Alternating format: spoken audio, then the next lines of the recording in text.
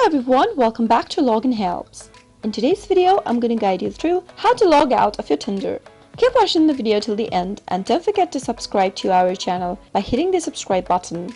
Press the notification bell icon so that you'll never miss another update from us. In order to log out of your Tinder account, let me first show you how to log in. Since I'm not logged into my Tinder account, first tap open your Tinder application and from the first interface of Tinder, select any way that you want to log in with. Let me tap on Login with Google option. Choose your Google account that is associated with Tinder, enter your credentials if prompted, and once you're logged into your Tinder, go and tap on your profile picture at the bottom right. Now from this page, tap on the settings button in the upper left. Now this will open up your settings page. Scroll all the way down and you'll be able to see a log out button at the bottom. Tap on Log Out and from the pop-up select Log Out, wait for a few seconds and there you have been logged out of your Tinder account. That is how it is done.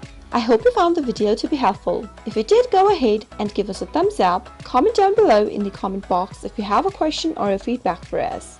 I'll soon be back with more tutorial episodes. Goodbye till then.